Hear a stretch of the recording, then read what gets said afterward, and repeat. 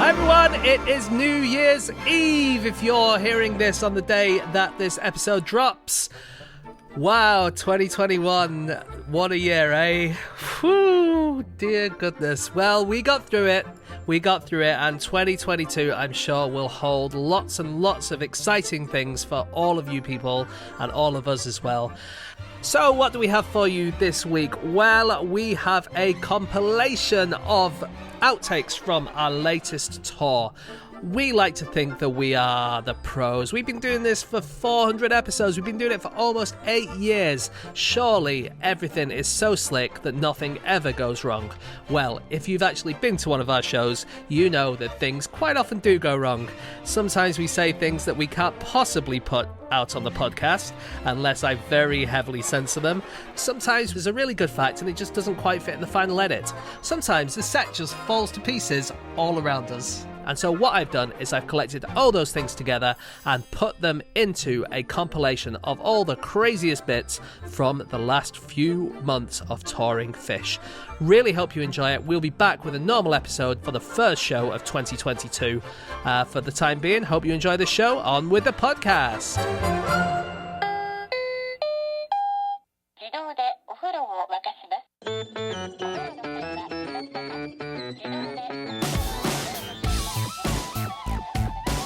Hello and welcome to another episode of No Such Thing as a Fish. My name is Dan Schreiber. I am sitting here with Anna Toshinsky, Andrew Hunter-Murray, and James Harkin. And once again, we have gathered around the microphones with our 4 favorite facts from the last 7 days. And in no particular order, here we go. Starting with fact number 1, and that is James. What? Wait, did you not bring your microphone? Do you know, I'm so relieved about that because I forgot to bring my drinks on. All right, you two go, I'll cover it. Should we start again? So it turns out... Unbelievable. Right. Listeners at home, James forgot to bring his microphone. Anna forgot to bring her drink. Back in a minute. I can't work out which is worse. I'm here, Dan. Thank you, Andy. Dan, I don't think anyone's noticed. I think if we go straight to me then, though... Brilliant. It's hilarious you didn't bring your microphone. I think what's funny is it was only when I was speaking. I started speaking, I'm like, my voice is a lot quieter than normal. And you started looking at your empty hands and you were like, what? Amazing. Absolute pros. 8 years we've been doing this. Okay, it's time for fact number 1, and that is James. Okay, my fact this week. It's going to make no sense in the edit when this show goes out. His real name is not Caravaggio. Yeah, he's actually called Michelangelo, but that name was taken. So he had to resort to where he was born. So Leonardo da Vinci, that's not his surname, it's of Vinci, that's where he's born. Same thing with Caravaggio. Michelangelo Merisi da Caravaggio, of Caravaggio. Yeah. And so that just became his nickname. And do you know why he was called Michelangelo? No. It's because he was born, we think probably, on the 29th of December, which was the feast of the Archangel Michael, which is also my birthday. Okay. Wait, your birthday's not 29th of December? September. Oh, did you say September? You said December, yeah. But by the time the edit goes out, I won't have done.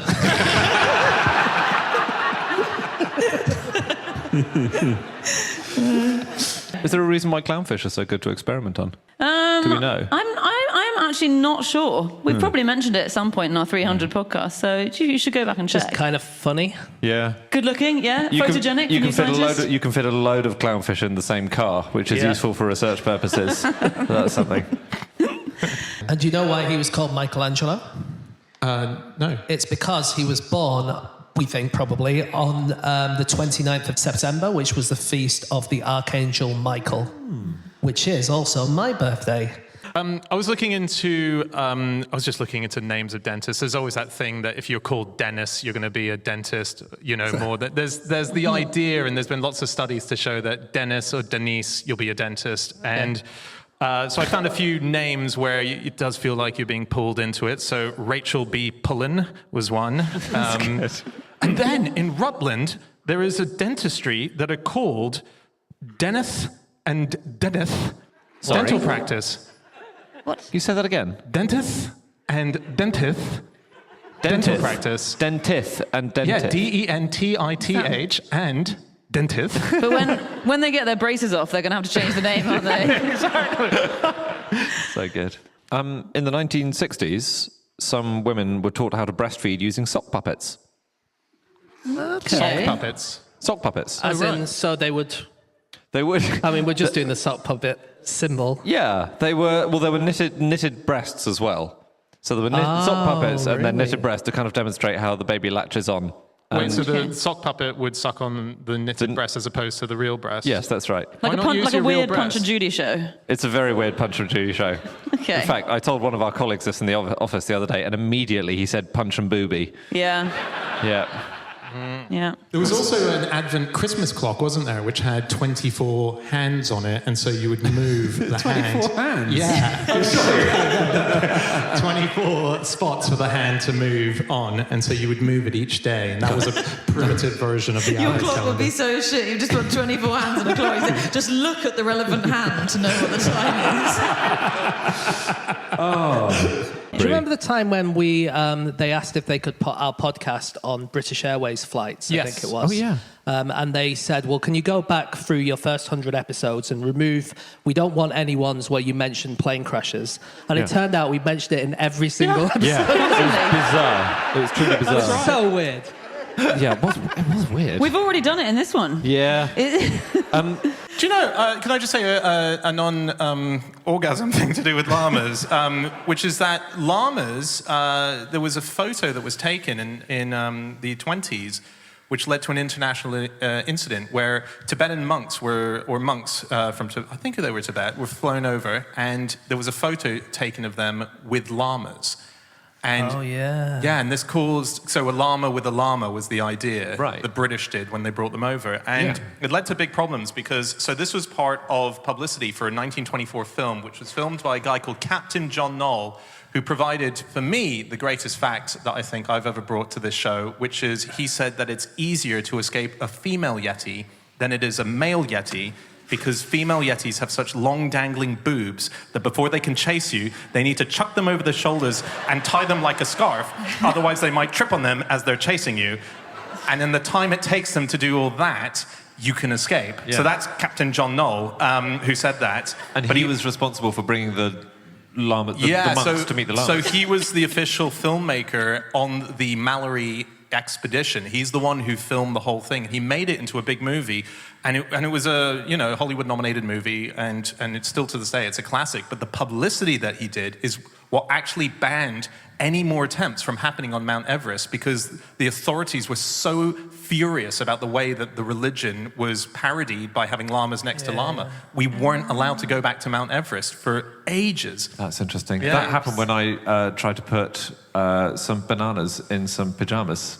It's also happened to me. Who were you accused of parodying? The bananas or the pajamas? I don't know. I hadn't got that far in working out the joke. Here's one really weird thing. I don't know if we can do this in the UK. I unfortunately found this way too late in the day to research this a bit more, but in other countries this definitely happens.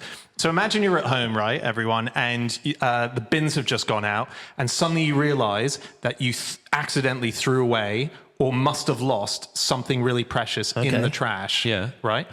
So what you can do, and the story that I was reading about, it's in a bunch of places, but in Montgomery County in Maryland, you can call up your local trash place, and if the truck is still doing its rounds, they will separate the truck into a different area when it gets to the dump the entire contents out, and you can come in to go through all the trash to find your lost thing. Oh, God. So it's a 10-ton pile of trash, basically. They let you go in it. What would it have to be, do you think? A wedding ring, or you can buy new wedding rings. A passport if you were leaving the country. Like things, a child can throw away a thing, right? A child's teddy. If I lost one of my teddies in the bin when I was 4, my parents would have both been in that rubbish dump for hours looking for it. Yeah. Wow. And on the FAQs, when you read their site for doing it, it says time available to work.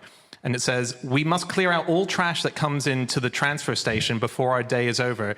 Therefore, we can give you a limited time of 30 minutes for your search. I mean, we've had a few kind of TV formats that we've been pitching in the past. This is a TV show waiting to be made, isn't it? That's 30 minutes, really you're good. going to find your teddy in a whole bunch of shit. Yeah, and they sort of go, you might just notice your own personal black bag that you threw away amongst the 10 tons Well, of black if you bags. label them, yeah, of course. I mean, don't you label yours? You sew labels in, don't you? Those clothes. What does it matter? We got to move on in a sec to our next fact. I've just got one more thing. This is more about, I was looking into the telescopes and then I was looking into numbers behind them. So this is a bit of a tangent. There's a number called Graham's number, which is so big that if you could imagine it properly, it would cause a black hole to form inside your head. What? No. Yes. That's just not what I understand about black holes. That's bullshit. No, it's not bullshit. It's real. Black holes form, right, when there's an enormously heavy mass, huge mass in a very small space, right? Yeah. This number is so big, there are so many digits in it, that if the smallest measurable space, a Planck volume, was a digit, and you had the entire observable universe to write with, you couldn't write it. Therefore, if in your head you could conceptualize every single one of those digits, a black hole would form in your head and destroy you. Wow, I've received an unexpectedly small amount of pushback on that fact. I'm thrilled. I'm not surprised you didn't get that job on Countdown. Do you guys know there's a plant that lives entirely off bat poo? No. And we only realised this recently. It's a pitcher plant. So you know those plants that are like carnivorous and they're like champagne glasses, champagne flutes, and then insects fall into them and they eat them. But it was really confusing researchers because they weren't trapping any insects. They didn't have enough of the liquid in them. They were kind of too big. But what researchers kept finding was that whole families of bats were nesting inside them.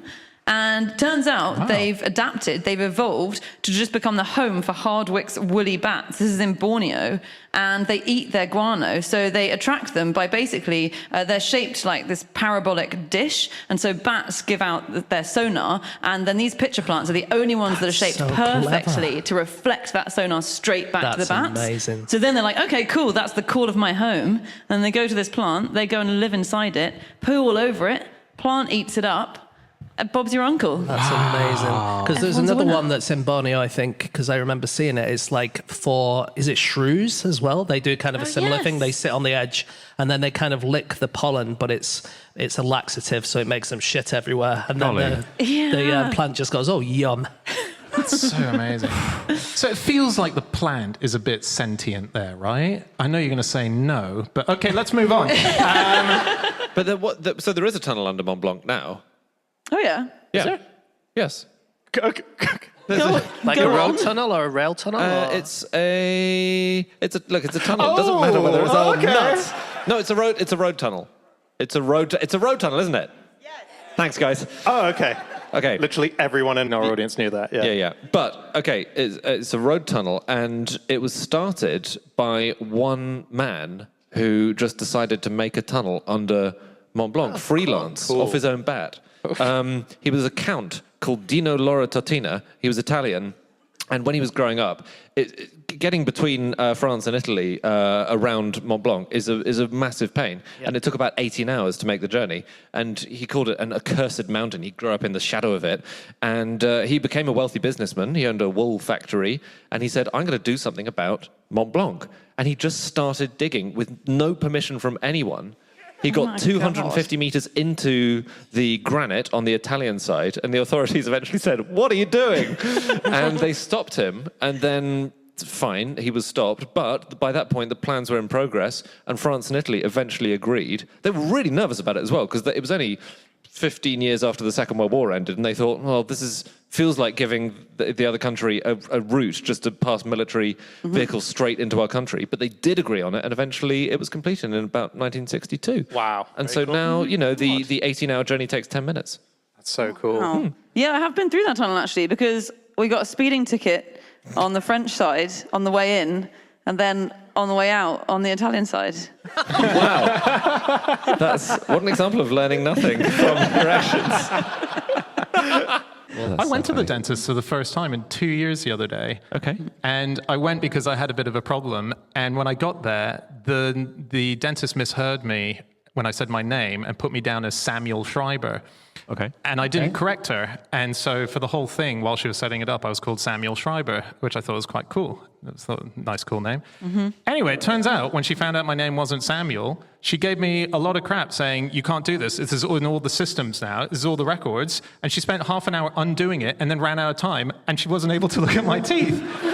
So I have to go back in 6 weeks with I a thought you were going pain. to say when she realised it wasn't you, the tooth that she'd pulled out, she shoved back in. But sure, it is important to identify people by their dental records sometimes. That's Yes. true. You know, so if they say, well, we found Anna Stajinsky, James Hark, and Andrew Antamari, and someone called Samuel Schreiber, it's going to be confusing. It is confusing, yeah. And I've got a painful tooth because of my dickheadness. So, yeah. Seagulls use humans as taste testers. This is so weird. Okay. This happens at the seaside. There's a scientist called Madeleine Gumas, and she approached 38 gulls with a bucket, right? Each bucket had a flapjack in. Sounds like a riddle, doesn't it? A wonderful riddle. She would unwrap both flapjacks, right? And then she would pretend to eat one of the flapjacks for about 20 seconds. She's yum, yum, yum, yum, yum, yum, yum, you know, sort of mime nibbling away at it, right? So then she would put down the flapjacks. When seagulls approached and got involved with the food that she'd just left, 19 out of 24 times they approached the one that she had been pretending to eat. Okay, but Seagulls does that are not way mean more it interested. could just be that they're dicks? Right? And it's like, oh, she was really enjoying that one, so I'm going to steal that one from her. Yeah. Yeah, I mean, her thesis is that they know that handled food is probably good for you and not going to kill you. But your theory also cuts a lot of ice, frankly. But also maybe the other thing is that it's discarded food. She ate it, she no longer wants it, so I'll take that and we're going to have a cool symbiotic relationship. It's like, cool, I'm not going to touch your good stuff. How many seagulls have you met, Dan? Because symbiosis is not on their to-do list. When they steal a chip out of his mouth, it's like, oh, it's okay, I wasn't going to eat that anyway. That's nature. Good on you. Just more on the weirdness of echidna bodies, just a bit, because they, you know, we've mentioned a few things, but they have so little stuff that we take for granted. So they have no stomachs, they have no teeth. They just have to crush their food up against the roof of their mouth with their tongue. Yeah. They have no nipples, so when the baby hatches and is in a little pouch, there are these glands which just leak directly out of their skin. They're very basic, basically. And they have to pop when just for the baby itself. Yeah. They have to kind of like curl up and pop it out of their bum so that. Yeah, because they're an animal that is called like monohole. I don't know the word. Monotreme. That's it. It's sort of fact number one about echidnas on the Wikipedia page. They are a monotreme. Monohole. I missed that episode of The Simpsons. Monohole. They are one-holed. It's their bum and their everything. It's everything. Yeah, It's yeah. everything. Cloaca, right? Like that kind of thing. It's a monohole. Okay, so they bring it up, and then the baby sort of pops out, and obviously there's an egg which is cracked and it pops out, and then they have a pouch, much like a kangaroo does, and the baby crawls along, and it goes inside, and that's where the milk is secreted into. Wait, are you talking about echidnas? Yeah. That's not what happens. Oh, shit. I thought How is it the was. baby crawling along? It's in an egg. It's what? The baby's in an egg, right? So the way the mother... No, it's like a kangaroo, isn't it? A joey who It's climbs not. I'm up. afraid that's the difference between your monotremes and your marsupials. Your Dolby dreams. Yeah. Right. Okay, so... But it is very fun the way they give birth. The mother, it's much harder than as a kangaroo because you can just give birth and the thing sorts itself out, clutches at your hair and crawls up. Right. As an echidna, you lie on your back and you give birth. The egg comes out in egg form, no legs, and they have to sort of shimmy it up their stomach. A bit like, you know that game where you have to get an after eight down your forehead? I was just going to say It's like that. And pop it in your pouch, and then it sits in your pouch for a few more days, It's and a then it different cracks. game when the after eight comes out of your vagina, isn't it? Right. Well, when it gets late, some parties, you know. Yeah. My gosh. I was thinking, that ping pong ball talent thing Oh, is Christ. They were the originators. talent. It's a talent. It is a talent. I haven't seen it. It is a talent. Yeah. I haven't. I thought they'd laid what was inside the ping pong ball, and that's what shot out. I didn't realise that it was. Anyway, let's move on. So, in fact, we actually do need to move on to our next That fact. was a terrible insight into Dan's internal monologue there, wasn't it? I felt really alone there. I think you were alone. It was incredible. I also felt like everyone, 900 people, were going, shh, just... Let's see where it goes. Let's see where it goes. Quite similarly, she was the oldest person ever in a rap song. And again, someone just recorded her saying, Je m'appelle Jim Palmont. What's happening, Dan? Have you broken the table? My table's falling down. I'm literally holding it up. You were telling such a good story, I didn't want to do anything. I actually think we might all be in one of Dan's terrible dreams. Can't fucking believe this. He's going to be naked and have to do an exam in a minute. Okay, don't lean on this table, okay, Dan? Holy shit. Don't touch it. I was like... Like, who Atlas? You're like Atlas there, holding up the world. I like this. I was reading about this group of people that like to get to the top of a mountain or somewhere a bit hard to get to and set up a jacuzzi. And then they all hop in the jacuzzi, and they managed to do this on the top of Mont Blanc, which, even though a lot of people assume it's quite an easy mountain to climb, it's responsible for a huge number of deaths. It is a very hard mountain to get to.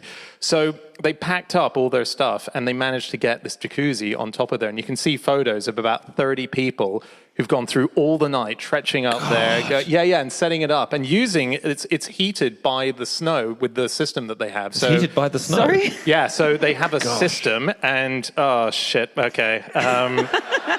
So get out of this one. And, blah, blah, blah, and they put the snow onto these kind of really cool things that then heat up the water that somehow they've brought up with them. Have they brought water up? No, you wouldn't bring water to the top of Mont Blanc. Why would you do that? That's an unnecessary... Why would you do that? So it was really hot because it was powered by snow. And okay, so they get to the top. Here's the fascinating thing. They're on the top of Mont Blanc, and suddenly this Italian group that climbs up, and they see them, and obviously it's a shock for anyone that suddenly sees a jacuzzi full of people in their swimwear on the top. Yeah.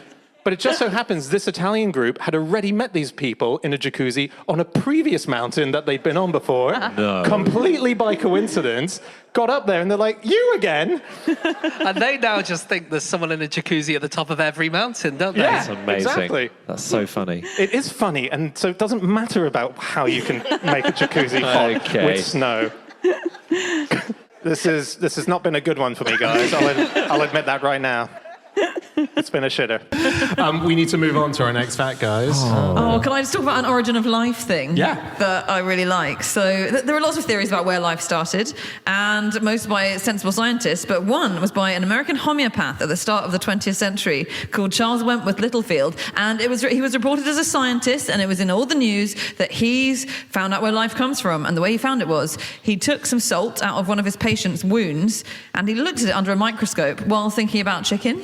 And he saw it turn into a chicken. Sorry. What? He took some stuff from a patient's wound. Some salt. Like bodily salts, basically. He said, and sieved them out, looked under a microscope, thought about chicken. It turned into the shape of a chicken, not a live chicken. That would be stupid. But he realised that by concentrating on any grain of salt, he could make it transform into the thing he was thinking about. And it was always inanimate until he thought about octopuses, tiny octopuses. And then he created live octopuses from these grains of salt. And he concluded that this must be how life initially formed. Okay. Well, who was doing the thinking? And that's the question. I suppose that's where God comes into it. What was the octopus bit, though? He thought of octopuses, and they didn't turn to octopuses. No, they did turn into octopuses, but they were alive, so it was life. Sorry. Wow. Given that all this is complete bullshit, Yes. what's the outcome? Well, hang on, don't judge it just yet. Because there is a theory as well that octopuses are actually aliens that came to Earth, and so that would be the original life, right? So this guy was probably just going through every single animal, and then suddenly hit on the one that actually, if you stare at it long enough, does turn into a living octopus. I should just say that theory is also bullshit. I think it's demeaning us, James, to say it's bullshit. So what, was he just crazy, this person? Yeah, he was just taken vaguely seriously in the news at the turn of the century. Wow. And, I like the idea. And who's tried it? Who's tried looking at salt and thinking of an octopus? Not me. Yeah. So don't knock it. Well, listen, okay, this half of the table thinks there's something to it. That half of the table doesn't. I'm not signing up to this. Instead of the first car on the moon, we almost had the first pogo stick. Okay. There was debate. So, as I said earlier, Apollo 15 was the first mission where there was actually a vehicle that was driven around. They drove it around, and they were there for 3 days. They drove it around for like at least 6 hours a day, which actually is just quite a long time to be bloody driving. Yeah. And they had to wear seatbelts. The seatbelts really didn't fit, and they took ages trying to get the seatbelts on, which seems so weird to me. How many obstacles are there? How many cars coming at you? There's a lot of rocks around. Yeah. There are a lot of rocks. And craters and dips and... Okay, look, I reckon I could hack it. I don't know if I'd wear the seatbelt. That's the main question at the NASA astronaut selection, actually. Do you reckon you could hack it? Yeah. Come on, then. Come on in. Anyway, there were lots of ideas for what kind of vehicle to design for the moon. NASA was very interested in a motorcycle at first. They thought that might work. And then there was this idea for a giant pogo stick, which would be manned by 2 people. I think sort of one on each. Like the things that you do to get yourself along the railway tracks. You know, those That's things. not what a We've got pogo stick is. No, but it's manned by 2 people, you know. Yeah, but so this- is a pedalo. It's not. Yeah. A seesaw. Don't think the audience needed a simile for manned by 2 people. I just trusted to be able to picture maybe that. they'd each be standing at one end of the pogo stick, and then one would go up and one would go down at the same time. That is a seesaw. That's not a pogo stick. Yeah. No. Okay, look, we've drilled down and we've ascertained I don't know what a pogo stick is. You are failing that NASA interview. Very sad. If they're testing lavatories, dog food is often used to put down them because it has a sort of... To simulate the stuff. Yeah, it's got the same consistency as my poo, for example. Okay. Do you get it in jelly or in gravy? Is that... Okay. My poo, or... Okay. Sure. You know, there's quite a range of textures, isn't there? But I suppose that's true of poo and dog food. So. James, I want to split off and start a rival podcast. Just on this table. There used to be a takeaway place near me that would cut off the top of a loaf of bread, and they'd hollow it out, and then they'd just pour in a stew, and then give you the bread back. That sounds It was great. nice. It was nice. Yeah. South African thing, I think. Okay. Say again? Sunny chow. Yeah. Bunny chow. I don't think it was a bunny in it. I think it was a vegetarian option, but it's very nice. Wow. William Christmas, very quickly. Oh, yeah, the yeah. aviator. He claimed to be the 3rd person to fly in America, but we think he probably didn't because his planes were all terrible. He kept inventing these really awful planes. So there was one called the Christmas Bullet. The wings were supposed to flap as you flew, but unfortunately they crashed on its maiden flight, and then they made another one, and that one crashed as well. He made another design where it was a plane which had a huge hole in the top. His idea was, right, if you get a parachute, a lot of parachutes have a hole in the top, and that's because you don't want all the air to get properly into the parachute, otherwise it might get a bit wobbly. So he thought, why don't I do that for a plane? Interesting. I hope they tell you when you do a parachute jump about the whole thing, because I can't imagine how fucking terrified I'd be if my parachute opened and I looked up, there was a huge hole in the top. Could be worse. James, when you said they have to have a hole in the top, I thought you were going to say, because obviously if the air all goes up in there, it just gets stuck in there and you just stay where you are in the sky.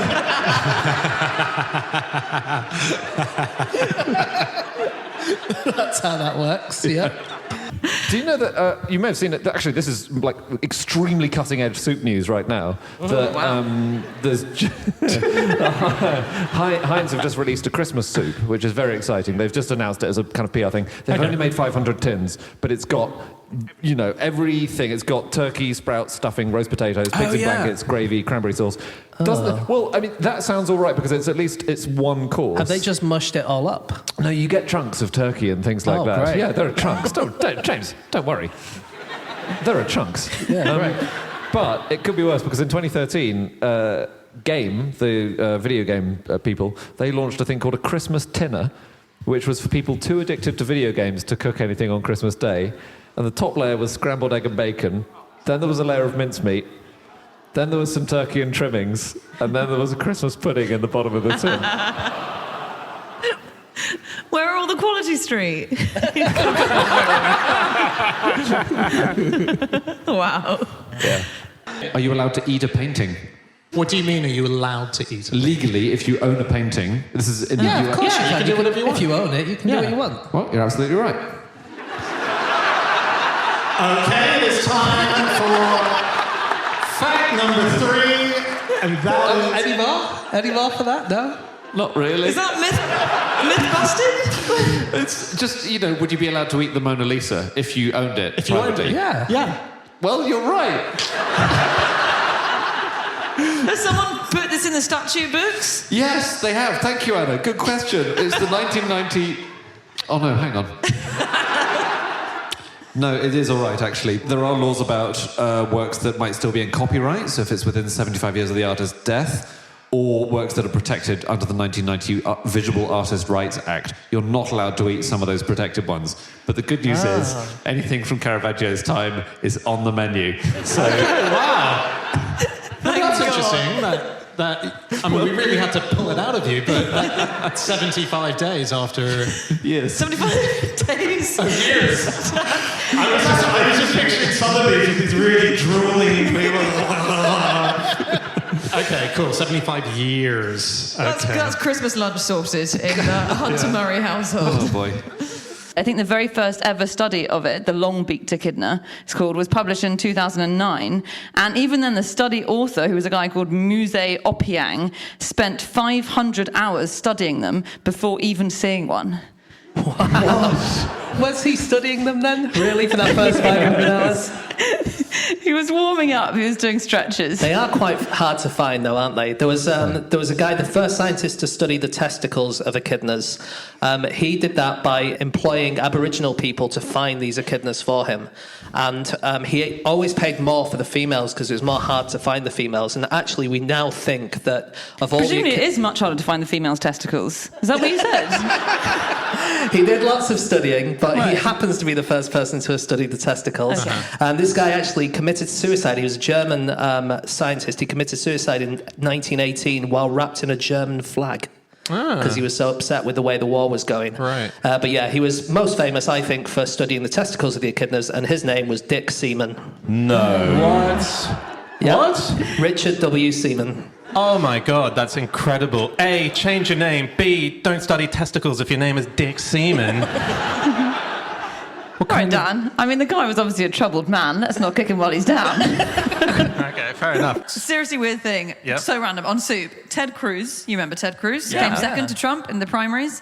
2016, during those primaries, his wife revealed that after they got back from their honeymoon, the first thing he did was he went out to the shop, said he was going shopping. He came home and all he had was 100 cans of Campbell's soup. And so she said, we had to have a tough conversation where I explained to him, you don't come back with 100 of anything, let alone Campbell's soup. He said, you know you're not going to cook, love, so this is what I'll be eating for the rest of our marriage. And she was, look, he didn't put it in those terms, don't worry. But basically that's what he said. She snuck out and returned them all the next morning before he woke up. And then she talked to her mum on the phone, and her mum said, are you going to cook for him, though? And she went, no, I'm a terrible cook, can't cook at all. Her mum was like, go and get the soup back. She went and got the soup back. No. Yeah. And that's a beautiful marriage right there. There's one cashier at the soup shop who has no idea about this whole story, just knows a weird thing where some guy turned up, bought 100 tins, lady came and took them away. Yeah. Then returned, demanded them back. What's going on? Am I on a reality TV show? Can I tell you one more trick? Yeah, well, we're going to have to wrap up in a sec. Okay, this is a trick by one of the greatest magicians of all time, Robert Houdin, who Houdini got his name from. This is the trick. He would take a handkerchief from an audience member. He would turn that into a phial of liquid. He would pour that liquid on a dry twig. That would sprout and grow into a bush. The bush would then grow oranges on it. Robert Houdin would pick the oranges off the bush. He would throw them into the audience one by one. At the final one, he would split open. Out of that final orange, 2 butterflies would fly, living butterflies, holding the handkerchief between them. No! And return it to the audience member. Return it? The butterflies would return it? And we're going to do that tonight, ladies and gentlemen. But unfortunately, no one has a handkerchief anymore. Sorry! Can I just tell you one more thing about postcards? Yeah, sure. In 2017, Europol, so kind of like Interpol, but for Europe, they started trying to catch criminals through the mechanism of postcards. They developed these postcards, each one featuring one of Europe's highest-profile fugitives, And they said things like, dear Arthur, Belgian fries are the best, and we know you miss them. Come back to enjoy them. We'll have a nice surprise in store for you. That was for a famous drug dealer. So did they send them to him? Did they send the postcards they just to sort him? of published them and made people aware that these people were on the run. Because I was going to say, if he knew where he lived, to send him a postcard. That's true. It's so true. Hi, David. We've been trying to get hold of you because there is still so much to discuss. Please get in touch soon. The police. That was for someone accused of multiple, quite serious sexual offences. And they won an award for it. And 3 criminals were For the actually... sexual offences? They didn't win a... Sorry. Okay. It's hard. It's very hard to transplant testicles, obviously, onto a different part of the body. Oh, sorry. What? So, actually... What a shame. I got that the wrong way Which around. part of the body was it? It's actually a lot easier to transplant testicles onto a different part of the body than into a scrotum. And this has been tested on rats. So a few years ago, a team put a load of testicles of rats. They did some transplants, and they moved the testicles either into other rat scroti or onto the necks of the other rats. And it had a much higher success rate, the transplant, if the testicles were just put on the necks of the rats. Yeah, but you'd be pissed off with your surgeon when you woke up if they said, well, transplant was successful. Of course, it was easier to do it onto your forehead, and so that's where we put it. Hope you don't mind. It's so strange that you have a tiger with canine teeth, because they're felines, but they've got canines. Yeah. You know what I mean? Yeah, it's weird, that, isn't it? It makes you think. Wonderful. It really does. What does it make you think about? It doesn't really make me think about anything. It just makes me think in a kind of abstract way. Bill Gates is intending to block out the sun. What do you mean? Okay. He wants to use some of his money to help scientists at Harvard University who are proposing an experiment that can hopefully stop global warming by sending a balloon up there, sending a load of particles into the atmosphere where the sun's rays will come down, bounce off into space, and it will be less hot on Earth. Okay. I can't see that going wrong. No.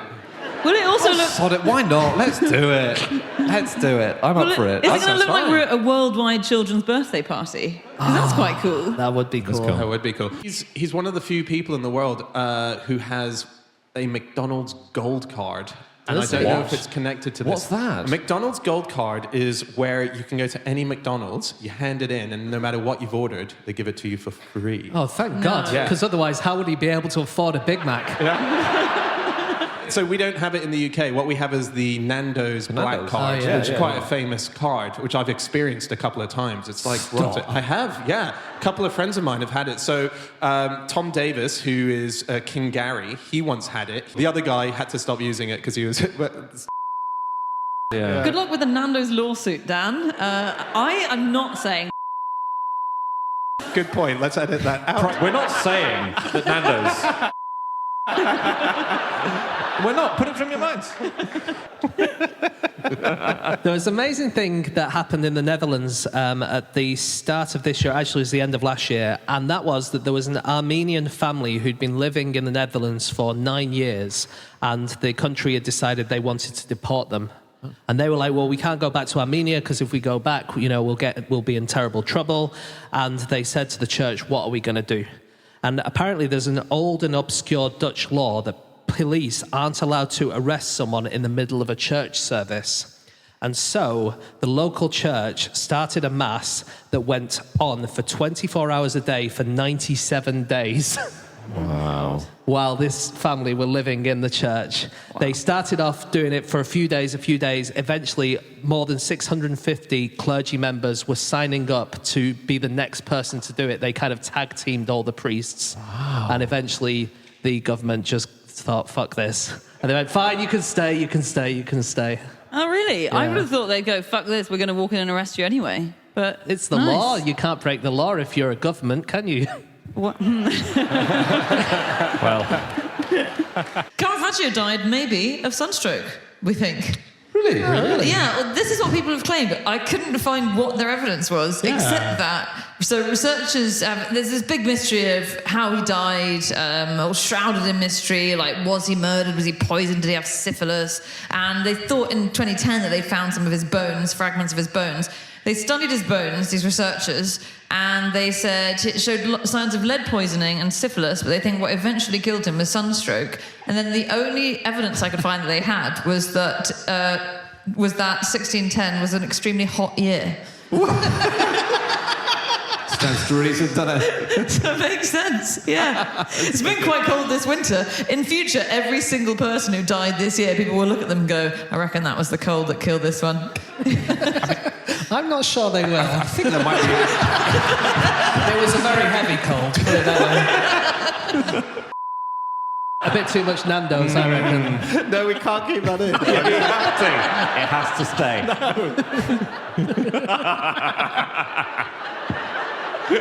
Who's more litigious, Gates or Nando's? We'll find out when this episode goes out. Okay, that's it. That's all of our facts. Very much hope you enjoyed that show. If you would like to get in touch with me, you can find me on Twitter, and I can be found at James Harkin. Andrew Hunter Murray can be found on @AndrewHunterM. Daniel Schreiber can be found on @Schreiberland, and if you would like to get in touch with Anna, you can email her on podcast@qi.com. We also have our group Twitter account, which is @NoSuchThing, and if you are the lawyers of Bill Gates or Nando's, or indeed anyone that we have libelled on this week's podcast, then it's Christmas, guys. Give us a break. We were only joking. Okay, listen, we'll be back next week at the start of 2022, can you believe it, with a whole new episode. So we will see you then. Goodbye.